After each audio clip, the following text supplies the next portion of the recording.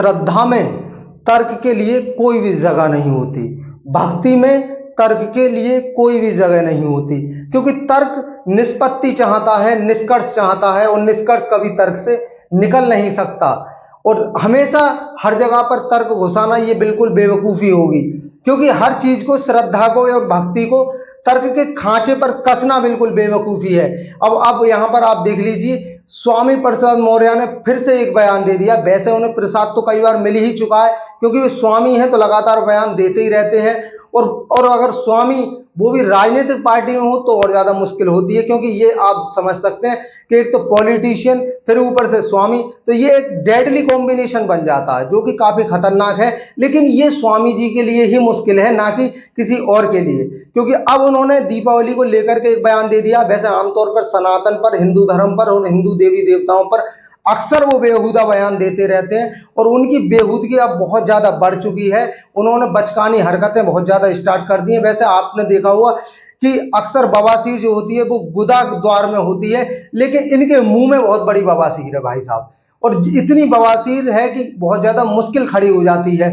और ये अखिलेश जी के लिए भी लगातार मुश्किल खड़ी करेंगे, क्योंकि अब ये जो है अखिलेश के साथ है, तो ऐसा नहीं है। और इन्होंने पूरा ही पूरा काम कर दिया अखिलेश जी को हराने का, पूरा इंतजाम कर दिया है, क्योंकि और किसी इंतजाम की जरूरत है भी नहीं।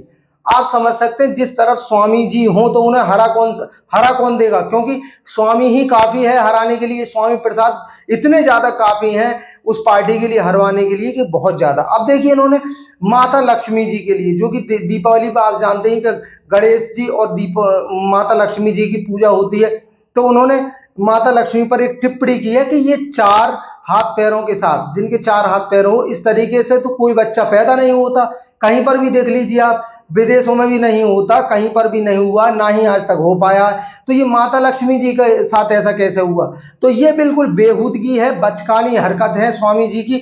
इन्हें केवल ही बोलना ही होता है, और इससे मतलब नहीं है कि सही बोल रहे हैं या गलत बोल रहे हैं, लेकिन इन्हें बोलना ही है।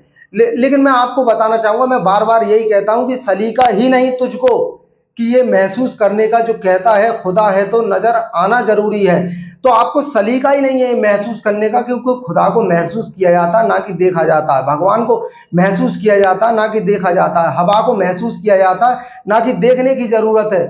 अब इनके अंदर ये जो खुजली है वो देखने की है, या फिर अब क्योंकि इनके तर्क घुसाने की है। हर जगह तर्क थोड़ी नहीं काम करता, हर जगह इन्हें तर्क घुसाना है, लेकिन अब ये बेहूदगी बयान देते ही रहते हैं। मैं तो यही कहूंगा, ये बवासीर जितनी जल्दी ठंडी हो जाए उतना ही बेहतर है। अदरवाइज हिंदुओं को इनका इंतजाम करना ही पड़ेगा, कोई ना कोई बढ़िया इंतजाम इनका करना ही पड़ेगा।